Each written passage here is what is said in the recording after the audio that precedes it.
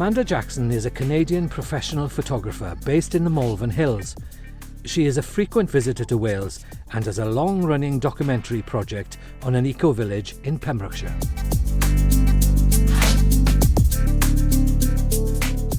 My name's ELLIE Hopkins. I'm a photographer from Scotland via Wales, or from Wales via Scotland, however you want to look at it. And I'm with Amanda Jackson, who is a photographer who is in Malvern via Canada, or Canada via Malvern. And by Wales and like Aberystwyth. Yes. Yeah. We were at the wonderful Northern Eye Festival in Colwyn Bay, and we were here to talk about some of Amanda's work. So I will say that we first met last year, 2018, at the Photogallery 40th anniversary show, which we were both part of, which was quite an interesting show because it was about Welsh photographers or people making work about Wales. Mm-hmm. So that's where I came in because I'm Canadian, living in Malvern, making work about Wales. Yeah, so neither of us are really that Welsh, or at least sound that Welsh, but that's where we met. Yeah, and it was a lovely show. So to kick us off, I really just want to kind of talk about the body of work that you had there that I know you've exhibited before, which is your work to build a home. So for people that maybe aren't familiar with your work, can you just introduce and explain a little bit what that project looks at? Yeah, it's about the Lammas Eco Village in Pembrokeshire and the surrounding community around them. So it's not just about the 9 plots there, it's also about all the different people that are on the outskirts, and it looks at sort of daily life and things. So it's quite an interesting project, and I know this because I know you, but I know that an eco-village is something that's very close to the way you live, and it's mirrored in your lifestyle. So I'm sort of interested in the chronology as to why this project got started and how it got started. So did you start this because you're interested in sustainable living, or did sustainable living come from you starting this project? Yeah, it's interesting. And I've been working on it for so long now that I'm almost kind of lost in terms of that, but sustainably lost. So I'm from Canada originally, and growing up the 3 R's were always really drilled into you from a very early age of reduce, reuse, recycle, and so I moved over to the UK when I was 20, and definitely noticed that it was in my mind behind on those kind of issues, that there just didn't seem to be as much recognition about things like that. So I think there was always an interest in sustainability, but never to the extent that it is now, I guess. And so this project came about, I was actually looking at alternative living as opposed to eco-living. I had started photographing people on barges, which was never going to be a sustainable project for me, because I was going, well, why am I doing this? And it was one of those things where you're doing it because you think you should, where you don't actually care about what you're doing. I was lost. And I had a friend from college who just said, why don't you widen it to make it about alternative living and look at Eco Village. Did Google, found the Lammas Eco Village, and sent them an email. And then started photographing them in 2010 and had 2 visits there.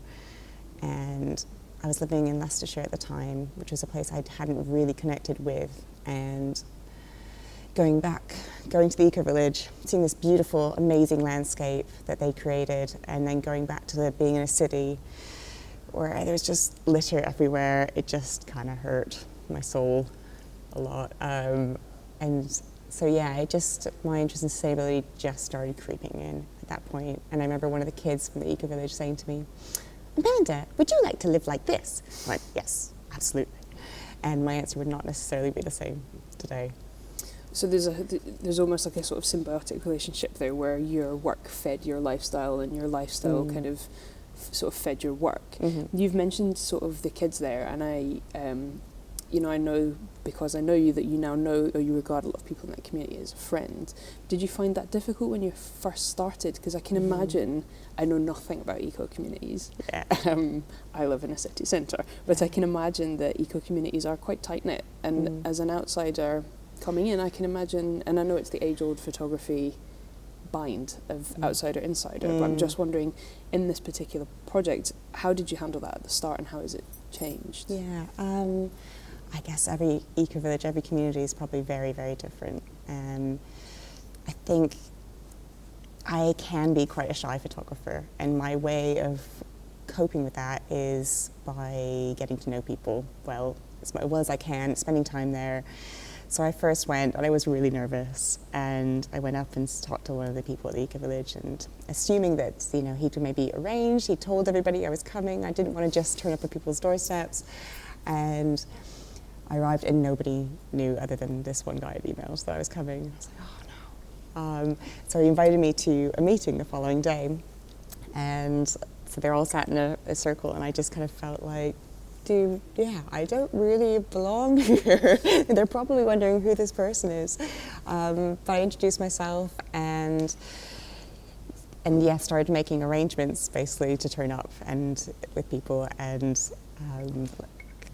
there was this one guy who was just so fantastically organized that he had everything very, very set up for when I arrived. And he had like an orange wheelbarrow in the background to like echo the color of the orange juice there, and it was really interesting because I just hadn't done a project like that. I hadn't gone into this kind of community before, but it felt quite scary, but it also felt really exciting. So you said this guy, I presume this was on your first visit or your second visit, had sort of set things up. Yeah. Did you find that actually that was something they were doing when you were first there, that they were presenting a front? You know, were you the first photographer? I know that photographers have been to eco-villages and it's quite in vogue now. There had been other photographers, and I think there was definitely one that was from one of the papers that had photographed them, and they kind of joked about how he hid in hedges and just kind of popped out every so often. I think that was just his approach, and it's not mine.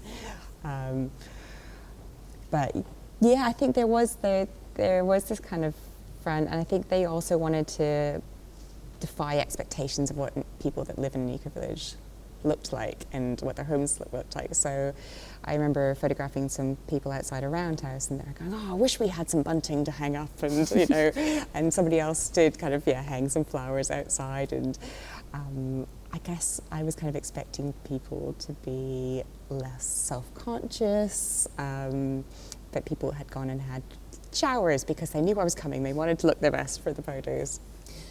So how did you handle that? Did that tie in with your approach? You know, when you went in, you were looking at alternative living, so presumably you wanted a kind of fairly organic representation of that rather than this glossed version. Yeah. So how did you handle that when that was their response?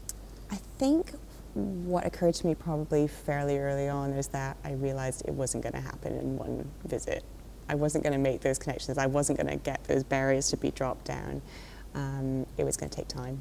And so that first visit where I thought I'd get everything I needed for 4 days for a project, it became, okay, right, I'll come again. That was April 2010. And then in August 2010, I went back as well and did more pictures. But there still wasn't really the thread of a project there yet. It wasn't what To Build a Home is now. It was just the start of something, I think.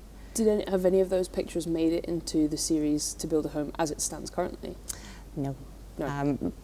For so many reasons. The main one being that they were shot on my Bronica, and this project is now shot on a Mamiya 7, so the formats are different, and I wouldn't mix the formats. But also I've changed. I'm hopefully so much better now. I'm better with people now, and my relationships with people have changed so much that they aren't these kind of, I'm strong enough to go, this isn't working. Just go, ignore me for a bit. I'll just be in the corner taking pictures of you. So that's interesting that you say that. So this has obviously been an evolving process. So talk me through, because I think it's fairly unusual to find a photographer that, obviously photographers will go and stay with communities and there are people that are willing to put the time in.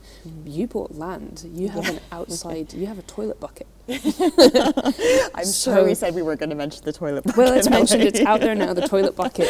Okay. She has a toilet bucket. Okay, let's move on swiftly. Yeah, so how did it go from being this is a project, and I know you said initially you really enjoyed being there and the place, but how did that evolve into I live here now? Yeah. I have land here. Yeah.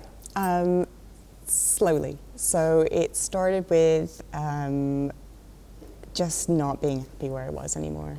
And I just went, okay, I'm not happy here. This is not the life I want. where do I need to go? What do I do? I'm just going to go. I'm going to go live next to the Eco Village. I just get to see what happens. So I contacted the lady that had a farmhouse there, rented rooms there, which is where I'd stayed before. I said, can I just come stay for a couple months and just, you know, pay rent and stuff? Yeah, okay, fine. So I lived in the farmhouse for, I think, maybe 2 months, and then a static caravan next to the farmhouse, next to the Eco Village, became available. And hilariously, I felt like less of a fraud at that point because I'd always been really interested in alternative living, but I felt this guilt of like, I live in a normal house, and I don't know why, but I did. And so yeah, I lived in a static caravan then for 2 years. Yeah, 2 months became 2 years. I loved living there. It was also really, really hard. Spring came, you'd sort of find mold covering all your flip-flops. You know, there constant removal of slugs from the ceiling. You know, olive oil frozen over a winter, turn the tap on, nothing comes out because the taps are frozen. So it's not an easy life. It's definitely not easy, but it's what I needed to do. And you learn a lot about yourself when you live like that. And I learned that I love that life, but it's not my everyday life. And how much, I'm just wondering how often you were shooting, because presumably if you were going there to shoot and you'd had specific photography trips, those trips were all about photography, but then moving there, you're there all the time. How did your relationship to your project, did your relationship to your project change? Did it become something that you did more often or less often? It got a bit lost. Then other things would kind of like spurred out, these other side projects that just fizzled out and died as well. And then I just started thinking about what I actually wanted to do. And so instead of it being about alternative living as this wider thing, I just went, yeah, okay, so it needs to narrow down to being just about this community. But yeah, I had lots of blocks living there because it does become harder when you're just living somewhere. It's, for me, I can't photograph Malvern where I live. It just wouldn't happen. I don't know why. When you're going for visits, you know you're there for a reason. And so, yeah, there was times when I stopped making work. I remember one of my friends reminding me of one of my favorite teachers growing up in high school said to me when I stopped doing work because I was going through such a perfectionist spell, Amanda, we don't need your best, your average will do. And my friend said, could you apply that to your photography? Go out and take some average pictures. And I was like, oh God, no, it's too hard. But I did, and that just got me taking pictures again. But what actually brought this project to, I'm trying to think of the actual moment that it became a project, a series, and I can't actually remember that exact moment, but I decided to apply for Arts Council funding, and that's what made things start to come together, the threads, I think. So what did you, A, what was the Arts Council funding, and B, what did you use it for, and when on the timeline was this? I know you said you started in 2010, so when did you move there and when was the Arts Council funding? So I moved there in, I think it was January, February of 2011. So yeah, obviously I just caught the bug and knew that's rapid. Yeah, it wasn't, so yeah, less than a year I moved there, and I don't know if I ever thought I'd be there forever or anything. I just, so yeah, when the actual project began was 2012, 2013, around then. And I just remember sitting in my static caravan, typing away on my computer on my Arts Council grant, because everybody just said, you will not get funding. It's so hard. So I worked on it for 8 months. Doing my perfectionist thing again. Yeah, there's a theme here. Making sure it was perfect. Yeah, which is totally what I did, actually. Yeah, I just realised that now. Yeah. So what did you use the funding for? Was it just to cover production costs? It covered lots of things. It covered my Mamiya 7, which I bought secondhand, and you had to get, back then, I'm not sure if it's the same now, you had to get match funding. So I got, other funding from elsewhere. And so I applied to something that it had a brilliant title, and I can't think of what it was, but it funded gentlewomen and artists. So I got some money for a new lens. As a gentlewoman or an artist? Maybe both. A gentle artist. So I got funding for a lens from that, and you also had to secure an exhibition beforehand. So I was in touch with Oriel Moldan in Cardigan, which is the most local place, which made the most sense. I'm going slightly off topic here. So what did I use the funding for? Yeah, to cover film costs for the Mimea. It's obviously very, very expensive to shoot on film, but that's how I do my personal work. And also my frames for the exhibition were made by somebody that's part of the community, so I got to pay him to make the frames and things like that. I want to touch on the frames actually. You have had a few exhibitions with this work, Photogallery being one of them, and the colourful frames weren't there, but I think it was one of the first things you told me at that exhibition. There's normally colourful frames here. Hi, I'm Amanda. But yeah, and Paul, who runs Oral COLWYN, will tell you endlessly about how heavy those frames were because he had to lug them up and down the country and take them down on his own. Go on, lucky him. Yes, yeah. Well, I just wanted to touch upon the frames in those aspects because it feels to me like this project feels very much about the process, and I can see a lot of you in both the work and the process. And I feel like that's probably best seen in the frames and the coloured frames. And I just wanted to ask how important that sort of ephemera is to you, and was it a way of being inclusive? Yeah. Oh, it's really tricky, isn't it? Or were they just pretty frames? No, it was important to me to have somebody locally making them. It felt right, and somebody that's involved in the project. In fact, a picture of him is in the series. At the time, I was really into peeling paint and bright colours, and I wanted to include that. I'm still torn. I've always been torn. So the curator at Aberystwyth Arts Centre, who's unfortunately not the curator there anymore, but originally when I showed her, she wanted to show the work, but when I showed her a picture of the frame, she went, "Oh." And I said, do you feel that they detract from the pictures? Ooh, yes. Barbed. Yes, I do. Okay. Did I go and change my mind? No, I still stuck with it. And then the day came where, I delivered them, and she went, "They work. They totally work, Amanda." I was like, "Oh, thank God." But yeah, then Photogallery, they weren't there, and it was interesting to see them in different frames. The thing that happens though is people walk into the exhibitions usually and go, "Oh, amazing frames." I'm pretty sure that's not the way around it should be. I'm pretty sure people should go, "Oh, look at those photos. There's frames." But I could just accept that that's how it's always going to be. No, I think the frames is a nice way of including people, and sort of to that end, I'm wondering whether or not, or how the people in the community have responded to the work, and do you show them the work? And do they get editorial decisions or? Yeah, what do they get? I wouldn't use a picture if they didn't want me to use it. There was one issue with a photograph of a girl, which was one of my favourite pictures at the time, and she wasn't sure. She didn't like it. She didn't look pretty. And so I talked to her mum, and her mum's like, "Oh, well, I'll give you permission." I was like, "I just don't want it to go that way, really, if we can avoid it." And then the girl did actually end up saying, "No, if it's going to help Amanda, fine."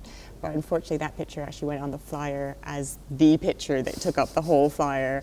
And there was a day when she just found the flyer, looked at me in the eye, and crumpled it in my face and threw it away. I just thought, what have I done? This is not the kind of photographer I want to be. I felt, and it was that really tricky thing, and it's years gone by now, and she's fine with it now. That sounds like quite a formative experience, because I know, again, there are a reason why the cliches and the tropes of talks about photography are cliches and tropes, because they do apply to people. Did an experience like that change the way you felt? Because you've obviously had this experience where, the mum was saying, "Oh no, do it for Amanda," so at this point they've accepted you and you're part of the community, but then to have a response where someone's so upset by something, and I know we're talking about a teenage girl. Well, she wasn't then. She was, I can't remember, she was probably about 9. So how, did that change the way you were approaching this morally, or did it change the way, was it, because you've talked about it twice. I know we talked about this yesterday, but it's something you've come back to, so it's obviously been quite formative, I guess. I never want to be that photographer. And to think that I had been made me really upset, because it was not my intention to be that photographer. So lots of photographers had come to the Eco Village after, when I was living there, and one of my friends told me an experience where this photographer came up to her and just went, yeah, so I want to take a picture of you. And she was, no, I don't, I'm not okay with that. Yeah, it's just going to be of your hands. And he just started taking pictures of her hands. And she walked away just going, what just happened? Why did someone think they could do that to me? And I just, I'm not that person. So do you, to that end, how do you approach consent? Because obviously your relationship with them has changed. You've gone from relative outsider to absolute insider because you lived with them. So do you formalise it? Are there consent forms? Do you get verbal consent and then check back in? Or what's your approach? Saying answers to this? No, not at all. Well, I don't know what your answer is. I have no consent forms. Yeah, I don't use them either. It's verbal. When I know that a picture would be used, I would go and check with the people that they were okay with it. I've got my friends Charlie and Meg, and they have these two gorgeous children, Eli and Reuben, and I have so many brilliant photographs of them, and a lot of them, the kids are not wearing anything, and there may be a point when I have to stop using those, because at the moment they don't mind. And yeah, I just don't know. I've got this fantastic picture where they're both got colanders on their heads standing outside the roundhouse that their parents built, you know. So yeah, we'll see. Yeah. I find consent forms are interesting. I find consent forms really, really tricky, because I feel like it transactionalizes something. I don't know if transactionalizes is a word, but we've used it, so it's now. It is, yeah. Yeah, it makes it formalizes something. There you go. And it can make a really nice interaction feel stale and put you very much back in your box as the photographer and not the friend. So no, there's always there's always a tricky line with that. Yeah. Friend photographer thing. Were you conscious of it when you were making this? I think it's a different relationship than either of those sometimes. I don't quite know what the word is that's there. I don't, but it's friendifer. Yeah, let's make up words. Let's spend the rest of the podcast making up words. Sorry, Ffoton. I don't know what it is, but it's a very special relationship, I think. And we've mentioned that we're at the Northern Eye Festival this weekend, and Dan Wood gave an excellent talk. He was also part of our Photogallery show. That's when I first met him and was introduced to his work properly. And he said something fantastic in his talk yesterday about how he photographs his family to deepen that connection with them. And that's how I just, as soon as he said that, I went, oh, that's how I feel. That's how I connect with people, because I can be shy, and it's my way of connecting people on this kind of deeper level. That actually leads quite nicely into my next question, so thank you, Dan. Which is why photography? Why photography? Yeah, why? My answer to that question was always, I can't draw. And you needed it. You know, I just felt like I needed. I think I've used that answer before too. I can't draw. I could have the kind of classic photographer response and say that it's not a choice. It's just, it's often that thing you just feel compelled to do, isn't it? But yeah, I growing up, there's my brother and my sister who are both older than me, and my granddad on all of our 8th birthdays gave us camera. So I knew it was coming, and I couldn't wait. Years waiting for this camera. Why is it always a granddad giving you a camera? And it's always when you're 8 as well. It's always, I know, I'm sorry, cliche, such a cliche. But mine double exposed most of my films, which was kind of soul destroying. So yeah, but there's still boxes. I have boxes and boxes and boxes of prints from growing up. And so there was that introduction that was early on. And then, I think I told you, I went to this mainstream high school in Toronto where I grew up, and it was awful for me.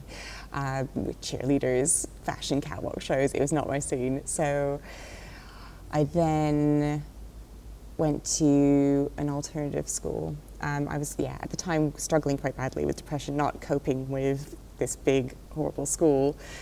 And my dad asked some friends for advice, and they said, take her to this alternative school that's small. They'll understand. She'll have teachers you can talk to. So I went there, and there was a dark room. And the first year, probably still during the perfectionist streak, I quit all my classes except for art and photography, and I spent all my time in the dark room, and it was just, it was all I wanted to do from then on. So yeah, I think that, does that answer? Yeah. No, so it's something that it's personal. It's for me. It was always because it's a way to speak without speaking. Yeah, it sounds much more intelligent. Yeah, I've had time to think about it while you were talking. Yeah. So that's. Yeah, I think that's There, from what I can see from, like I say, this work and knowing you, that it ties in very well. I feel, and again, this is me projecting, but I feel like it's very hard to separate a photographer from their work, and you can usually see a photographer in their work, and I think I can see you in your work, and I think that's possibly because I know you, but also because you've lived it, you know, and it's an experience that you've really, really committed to. So. On that, one of the other things I wanted to ask you, you've mentioned kind of college and the alternative school. Has photography education played like a kind of big part in the way you approach work? And have you had formative education other than your super cool alt high school darkroom days? It was super cool. You could walk around barefoot. It was great. Yes, I went. So I moved to the UK in 2001 to. Yeah, I had always had a pull. I'd had a pull to the UK. My parents are both British. They met over in Canada, had us 3 kids, and so we visited all the time. And my grandparents, my mum's from Malvern, where I live now, and my grandparents still lived there. And I just knew I had to do it. I knew I had to just come and live here. And my way of rationalising it was to go, I'm going to go there and study photography. And I'd already been turned down by the Toronto University for photography twice. And maybe that solidified my go, I'm leaving, I'm going to England. So yeah, I lived with my grandparents for 2 years in Malvern, did an HND at Hereford College. They didn't have a degree at that point. So that was 2 years there. Worked as an assistant in London for 4 years. And by that point, Hereford had introduced a degree and you could just do a 1-year top up. So I went back and did a year. And yeah, I loved that college. It was the right place for me. I had actually had an interview elsewhere at a bigger uni that did have a degree, and I thought, well, I'm going to go there. And then as soon as I went to Hereford, I went, it's like my alternative high school. This is the place. This is the place I'll feel safe, and I can do this. So that's where I went. And I think I had a great experience with college. I made really good friends, had great support, and all of that continues. I'm still in touch with a lot of my old tutors, a lot of my friends. But also it can hinder. You start thinking about not being able to take pictures if it's not a project. So there's that. Which feeds your perfection monster. Oh yeah. Yeah. Yeah. So are they contacts that you maintain, and do they, you know, are they, you're talking about your tutor, are they people that you are still in contact with, and so to what extent is your photography education kind of ongoing? Yeah, that's interesting. So I had a great tutor on my H&D. I had a couple of great tutors, but David Jepp, who I'm still in touch with, who lives in Ireland, and he was over recently, and he wanted to talk to me about my work and wanted me to have another exhibition of it. And he'd been talking to a gallery on my behalf already, and I was, which was so kind, so lovely. So I brought him my laptop when we met up, and he was going, No, Amanda, I'm not going to help you sequence your pictures on a laptop. Make me prints. Okay. So I posted the prints to him in Ireland, and then we had a phone call, and he helped me make a different sequence that makes me look at the work just completely differently. And after all this time of working on a series, that's quite a refreshing thing, really. And yeah, on my degree, I'm still in touch with my tutors for my degree. I still go into my old college and talk to the third years every year. They ask me to come in. Yeah, I still feel that connection, yeah. So you've talked about, I just want to pick up on, because I know you've mentioned editing. We've talked about editing, and we've talked about exhibitions. Does that mean this project's finished? Never. Yeah, it'll just be too hard. I kept thinking, actually, when I spoke at the Northern Eye 2 years ago, I thought I was finished at that point. I thought the Northern Eye was going to draw the line under the project, and it would be time to move on. And then somebody from the audience who I know said, it's not done yet, Amanda. There are gaps, you need to keep going. It's a very interesting project, you're not there yet. Oh, again, perfectionism monster. Kind of. That's exactly what you want to hear. Yeah, but actually, I secretly did want to hear it, because I don't actually want to finish it. And I think there are gaps, and I think I'm getting to be a better photographer through doing the project. I'm less timid. I can look at different approaches. There'll be just such a vast amount of work. I have no idea how it's ever going to be cohesive at a later stage, but yeah, I don't want to finish it because it's also, my connections with the people there have grown over the years, but it's still my way of connecting with people. And like, there's these kids, the first time I ever met them, they were all sat lined up on a log sucking lemons. And I'm like, oh my gosh, like, I used to suck a lemon when I was a kid, and I thought I was a weirdo, you're weirdos too. And they were just like really excited about being photographed. And so we've just made this pact that we're always going to do those. Like every couple of years, we'll do a picture of them all sucking lemons, these 3 kids, and yeah. It's quite refreshing to hear that, because I think a lot of people, and I do this as well, a lot of people, myself included, sometimes make a project with the end goal in mind before they've really thought the project through. And I did really, that. It's just changed. Yeah, being a photo book nerd, I'm always like, oh, I'm going to make a photo book, and I know I really am. So I've not got any money, ever. So me and Dan are pals. But yeah, it sounds to me that what you've got, what's really interesting, really lovely about this project, rather than saying, oh, I've got a book, I've got an exhibition, you have an archive.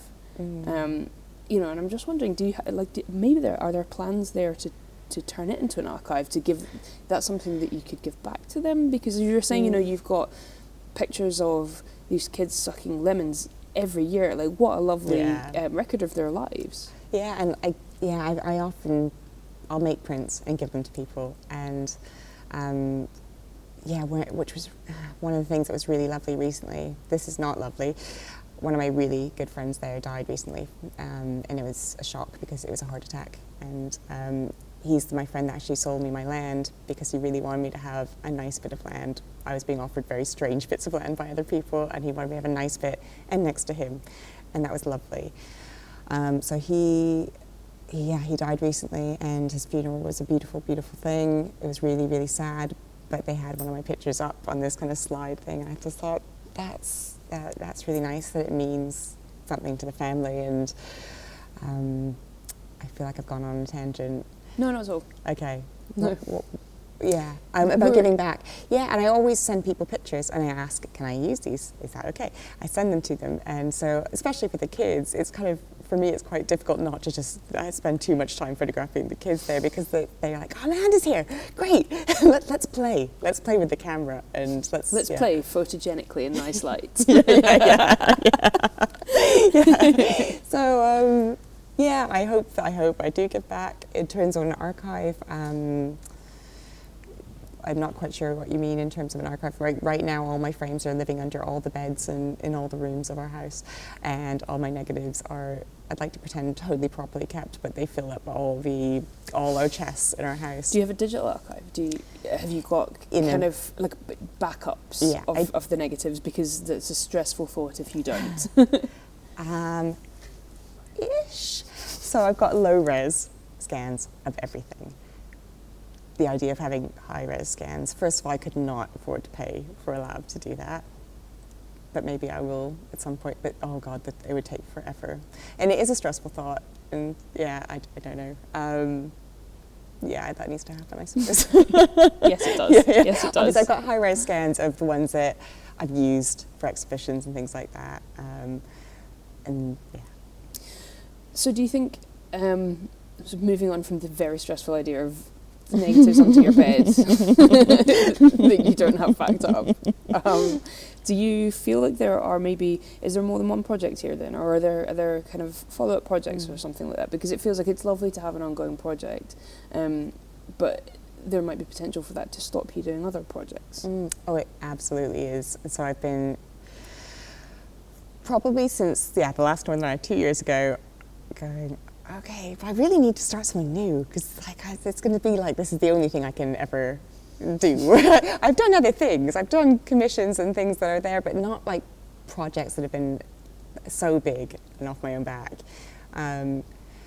So I've been struggling, and I've come up with ideas for new projects, and then going, well, why aren't I doing it? There's something stopping me. And it was actually yesterday. It was yesterday during Dan's talk that suddenly this little seed came, and I went, oh, I should do that.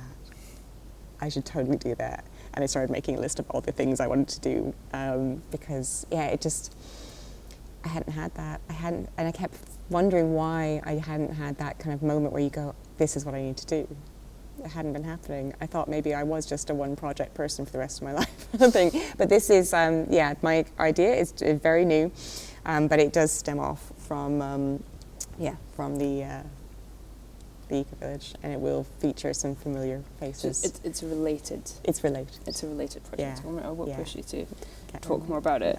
What I will do is we when we were asked to do this, communicated via Twitter and had the idea of doing like a quick fire round, and I feel conversations since have put me off doing that in the way that we'd envisioned it, because I don't want to bring the reputation of Ffoton crashing to its knees in one podcast. I feel like Brian and Amir would be annoyed. But I do have a few sort of slightly more static questions that I want to ask you. So I have a couple of either ors, and then there are some slightly wider ones that we can talk about. So I don't want to talk about gear, because it always makes me feel uncomfortable talking about gear, because I don't understand it and it gets very technical. But you mentioned you have a Mamiya 7, so I'm assuming that you're shooting medium format film, so I'm assuming that you have to make the decision we all need to make, because I know you work in colour. So Kodak or Fuji? Fuji. Really? Yeah. And I almost feel like it's cooler to shoot on Kodak. Is that the thing? Maybe it's just because I'm not doing it. I don't think either of us are an authority on what's cooler. No, it's just one of those things that, someone once said, oh, you should try this film. And I just stuck with it and I liked it. I think I've only used... So yeah, I think it's really important to have a consistent tone generally throughout the project, but there has been a picture included that was shot on Kodak 800. What picture? This is the picture called Tarot by Proxy, and it is a woman sat in her bed doing a tarot card reading and then texting somebody their reading. That's a job. So that was shot on 800. And have you discounted it because it's shot in a different film stock, or is it something that you're going to include? Yeah, it's been in some of the exhibitions. Who knows if it will be in future ones? I don't know, because I'm still taking pictures. So some of the old things will probably get squeezed out at certain points. So, okay, great. To that end, why film rather than digital? I know every photographer has to talk. Money is part of it. It always is, and film is expensive, and it's going to push me to ask you about sustainability of photography in a minute. But why film? Why film? Oh, I love film. I love it. So yeah, digital for commercial work. That's just the obvious practical thing these days. I think we're all that about. Oh, I just love film. I really, really love film. It's so difficult not to be romantic about film. I know. We're rolling his eyes. But yeah, I love slow photography. I am not a quick photographer. I am not an event photographer. I cannot do speedy things. I like taking the pictures, and when I have the money, sending them off to the lab, who, bizarrely, I then get to do low-res scans, and I get to look at them at home. And I now get them to just sort of file drop them. But it used to be that I'd be waiting, opening the door, seeing if there was a CD on my doorstep. But yeah, I love that mystery. I love that I don't know when they're going to come. And that moment when you open up a file and your toes start to just twitch, because it's like, oh, I don't even remember taking that, but it's great. Every photographer has the twitchy toes, the twitchy toes of the film reveal. Okay, so from the themes of your work, I know you. We have shared a hotel room this Northern Eye Festival, and you have crumbled up every single crisp packet of the crisps we've consumed to take home to recycle properly. So I know sustainable living is something that's important to you. And I'm wondering how you offset that in photography, because film is arguably the least sustainable way of working. And so what are your views on working on sustainable photography? It's a really difficult question, and interestingly, a photographer I used to assist asked me that question recently, and he wanted me to come in and talk to the students about it. I'm not sure that I actually have the answer yet. I don't think I have the answer. One thing that I did change was I had all these stacks and stacks of CDs that I was being sent from the lab. So every time they scanned a film, 10 pictures onto a CD, and they'd send me 1 CD per film. And so I had all these CDs stacked up, and I was feeling really, really guilty about it. And I did find somewhere in local that recycled them, but recycling isn't the answer. It's good, it's just not the answer. So I've started getting them to just transfer them to me, so I don't have the CD wastage anymore. But that's a very small step, so I don't know. I guess you could say don't travel too much for work. I still do. I still travel to Wales regularly to do my project and just be there. So I don't know the answer, but it's a good question to start. Sorry, I feel like it was just like, right, prove yourself. So we've talked a little bit about kind of photography education, but we've not actually talked about photographers that you like. And I do feel a bit weird asking people about this, but it's something that's so important to the way I work as a photographer. I don't do a project until I've looked at like 15 other projects I think are cool and similar. It feeds back into the very dangerous photo book habit. But I'm just wondering, like, are there photographers that have been influential on your way of seeing and your way of approaching photographic work? A lot of my favourite photographers are completely separate to how I work, totally. I've always loved Francesca Woodman, Sarah Moon, lots of whose work not at all relevant, but I would say that when you apply for an Arts Council grant, it was that way, that you had to kind of reference photographers whose work you felt was similar. So it made me look at things, but there's always been favourites. I've always loved Sally Mann's Immediate Family series. Emmett Gowan is probably one of my top 5 photographers of all time, and he photographed his family in a similar way, but it's very different. It's beautiful and deeply influenced by that. There was also a photographer called John Wareheim. He photographed Taylor Camp, which was a commune in Hawaii in the 60s, and I got my mother-in-law to buy me that book for Christmas one year, and she called it Tits and Tree Houses, because they're quite prolifically in there. But it's beautiful. Again, it's showing that community, and it's such a good historical document that time. And also James Revilius is another favourite. But again, I think most of those are black and white. Oh my gosh, I think all of those are black and white. Yeah, and I'm shooting colour. And you have colour, yeah. And I almost thought about doing this project in colour and in black and white, but my tutor went, way after college went, don't do it, Amanda. It's going to make it seem of a certain time, and you want it to seem current now. This is happening now. You're photographing people that have gone back to the land or using old methods. Shoot it in colour. Don't make it look like some old time, beautiful, romantic thing. And you happy with that decision? Very, yeah, absolutely. Yeah. It would have been I feel like it would have been a massive mistake to shoot in black and white. Yeah, no, I agree. I think the work works. I think maybe I was thinking about what works. I think I was thinking about cost and ability of printing and stuff, which is the wrong way to approach it. Cool. So moving on, and I think I'll probably give you one more question because I can feel people shuffling back in. One of the first things we ever talked about when we met in Photogallery, other than how hot it was, because if anyone remembers that opening, that was a sweaty opening, was veganism and vegetarianism. And I had just given up eating meat, and I remember you being like, firing recipes at me. And actually, when you're trying to live more sustainably, which we should all do, and I think this is a nice note to end on, having someone help you rather than beat you over the head with what you're not doing is a really nice thing. And having someone say, you're making little changes. You don't need to be, you don't need an outside toilet. You can just eat less meat. So to that end, if someone's trying to live more sustainably and they're thinking of eating less meat, what is your favourite meat-free meal?